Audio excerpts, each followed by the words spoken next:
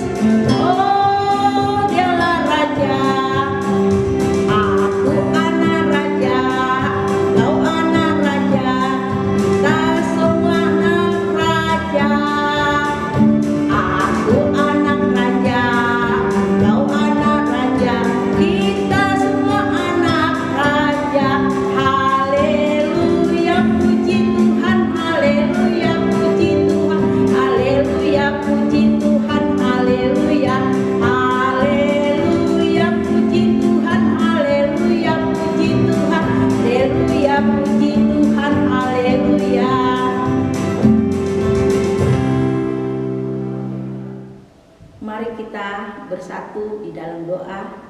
Kita berdoa.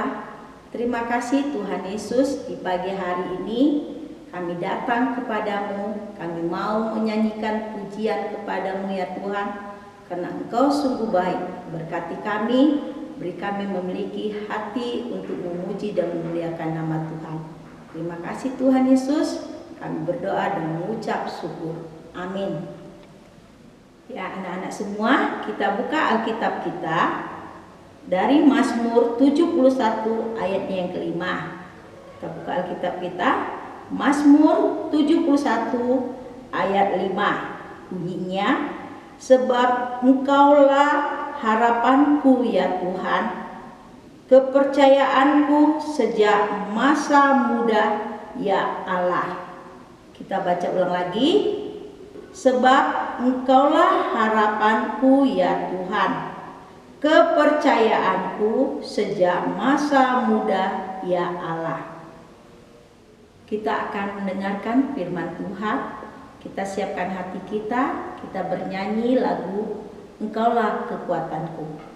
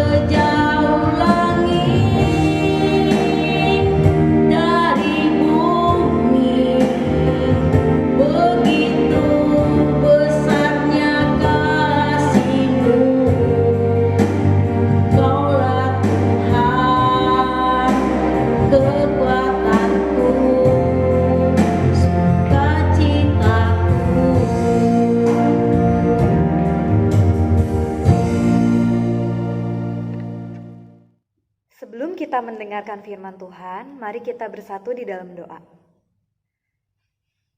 Tuhan Yesus yang baik, kami yakin dan percaya bahwa Engkau hadir di tengah-tengah kami. Walaupun kami beribadah di rumah, tapi Tuhan bisa berbicara melalui apapun, bahkan melalui video yang sedang kami tonton. Tuhan, tolong kami supaya kami dapat duduk dengan tenang, dapat fokus mendengarkan apa yang mau Engkau katakan kepada kami. Terima kasih Tuhan, kami mau menyerahkan waktu ini ke dalam tangan Tuhan. Dalam nama Tuhan Yesus, kami sudah berdoa dan mengucap syukur. Haleluya. Amin. Nah, anak-anak, Miss mau tanya ya. Minggu-minggu lalu kita sudah merayakan hari apa sih? Betul, Hari Raya Paskah. Hari Raya Paskah kita peringati sebagai hari kematian Tuhan Yesus. Dan ia bukan saja mati, tapi ia pun bangkit pada hari yang ketiga. Nah, kebangkitan Yesus itu menunjukkan bahwa ia sudah berhasil mengalahkan kuasa dosa. Kemudian setelah ia bangkit, ia menampakkan diri kepada murid-muridnya. Nah, di kisah hari ini kita mau belajar bagaimana sih Yesus menampakkan diri. Miss juga penasaran nih, tapi sebelum kita mendengarkan firman Tuhan, Miss mau kita semua fokus. Coba semuanya duduk dengan tenang. Dan Miss mau kasih game sedikit nih. Kalian harus jawab pertanyaan Miss ya. Kalian tebak suara-suara hewan. Suara hewan apakah yang Miss berikan kepada kamu? Oke? Nah, hewan yang pertama silakan didengarkan. Nah, hewan apakah itu? Betul, itu adalah hewan jangkrik. Kemudian hewan yang kedua. Ya, betul. Hewan itu adalah babi. Ya, suaranya kalian sudah tahu. Oke, yang terakhir, Miss kasih suara ini. Coba didengarkan. Betul, itu adalah suara kucing ya. Oke, semuanya sudah fokus. Sekarang kita mau mendengarkan kisah tentang Yesus menampakkan diri.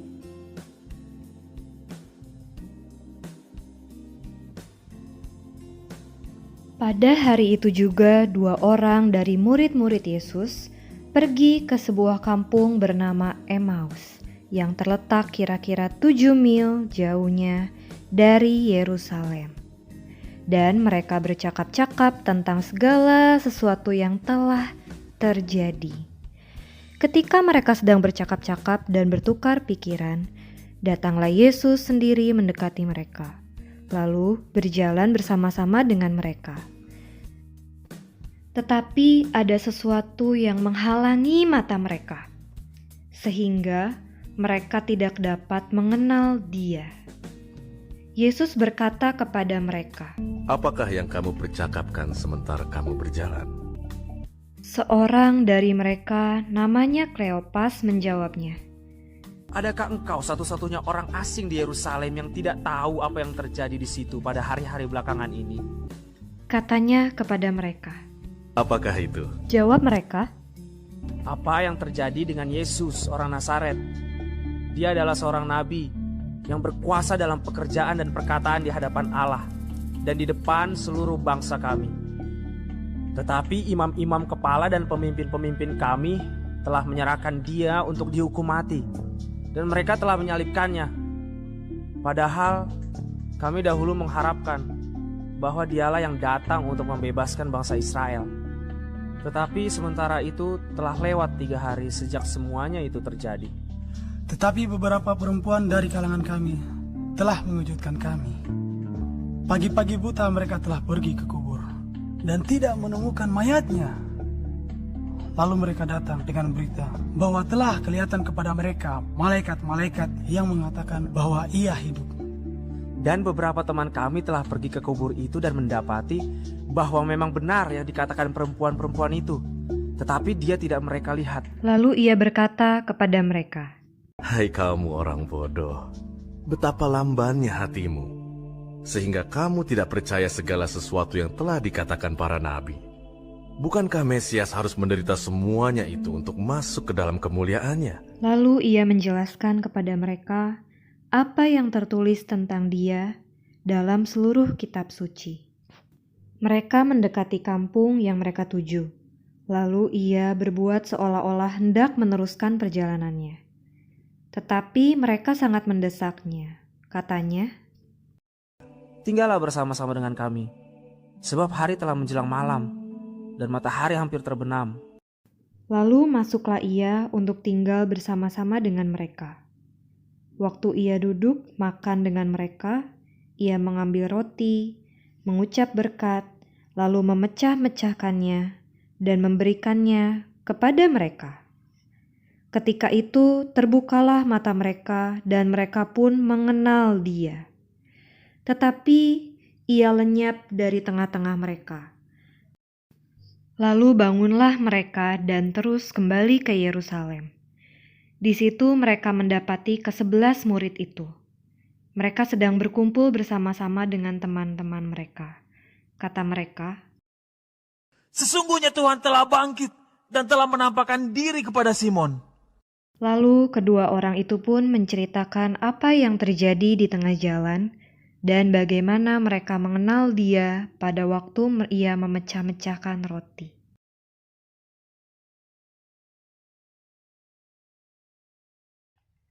Nah, anak-anak, dari peristiwa Yesus menampakkan diri kepada murid-muridnya, mengubah rasa takut, rasa khawatir, dan rasa ketidakpercayaan mereka kepada Yesus. Namun, mengapa sih mereka tidak percaya bahwa Yesus bangkit dan hadir di tengah-tengah mereka? Mengapa mereka tidak mengenal Yesus? Nah, Alkitab mengatakan ada sesuatu yang menghalangi mata mereka sehingga mereka tidak percaya dan tidak mengenal Yesus. Dalam kehidupan kita pun, kita memiliki sesuatu yang menutup mata kita kepada Yesus. Contohnya, masalah, kesedihan kita, kekhawatiran kita, ketakutan kita. Itulah yang membuat kita berpikir, Tuhan itu terlalu jauh buat kita. Seperti bumi dan luar angkasa yang jauh sekali. Ya. Nah, kita itu jadi sulit mengerti bahwa Yesus itu hadir di dalam diri kita. Yesus itu hadir di setiap kondisi kita. Kita sulit mengerti itu. Ya. Di khotbah kali ini, Miss mau mengajak kita semua untuk percaya bahwa Tuhan itu selalu ada loh buat kita di segala kondisi hidup kita, senang maupun sedih. Lalu pertanyaannya, bagaimana kita tahu bahwa Tuhan itu selalu bersama-sama dengan kita? Seperti games yang tadi Miss berikan kepada kamu, kita bisa mengenal suara-suara binatang karena kita pernah mendengar dan juga pernah membaca tentang hewan tersebut. Sama seperti firman Tuhan. Kita bisa mengenali siapa Tuhan kita, apa yang Ia lakukan, jika kita rajin membaca atau kita mendengar firman Tuhan. Kita harus belajar untuk lebih mengenali Tuhan dengan cara itu. Tidak ada lagi cara lain, ya. Setelah kita mengenal Tuhan, kita akan tahu bahwa Ia adalah Tuhan satu-satunya, ya, yang tidak pernah meninggalkan kita dalam kehidupan kita.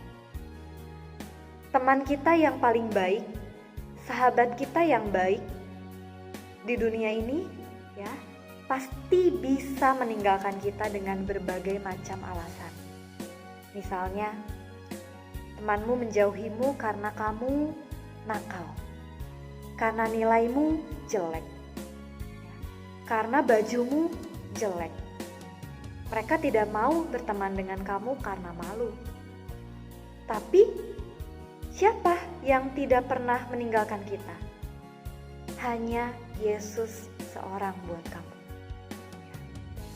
Bahkan Ia bisa membukakan apapun ya di depan kamu agar kamu bisa lebih mengenal Dia.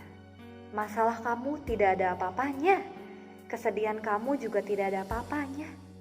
Tuhan bisa melenyapkan itu semua asalkan kita mau belajar lebih mengenal Tuhan dalam kehidupan kita.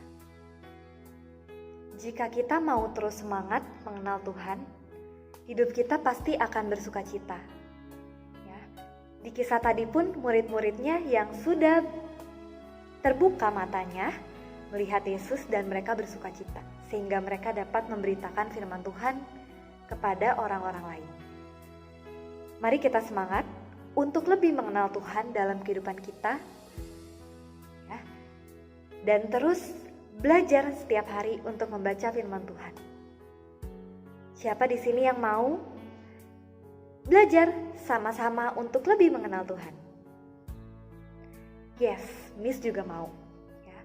Oleh karena itu, mari kita sama-sama meminta pimpinan Roh Kudus untuk terus mengajarkan kita lebih baik lagi setiap harinya dalam mengenal Tuhan. Mari, Miss ajak kita semua lipat tangannya dan kita mau berdoa. Tuhan Yesus, terima kasih buat firman Tuhan hari ini. Kami diingatkan untuk lebih belajar mengenal Tuhan, agar kami tahu bahwa hanya Engkau satu-satunya yang selalu bersama-sama dengan kami, dan juga Engkau selalu menyertai kami. Terima kasih Tuhan Yesus, kami mau menyerahkan seluruh kehidupan kami. Ajar kami Tuhan untuk dapat bersuka cita di dalam Engkau, terutama karena Engkau sudah mati dan sudah bangkit buat dosa-dosa kami. Terima kasih Tuhan, berkatilah guru-guru kami, berkatilah orang tua kami, dan berkatilah adik kakak kami juga Tuhan. Kami mau menyerahkan seluruh kehidupan kami ke dalam tangan Tuhan. Dalam nama Tuhan Yesus, kami sudah berdoa dan kami siap untuk lebih semangat mengenal Tuhan dalam kehidupan kami. Dalam nama Tuhan Yesus kami sudah berdoa dan mengucap syukur. Haleluya. Amin.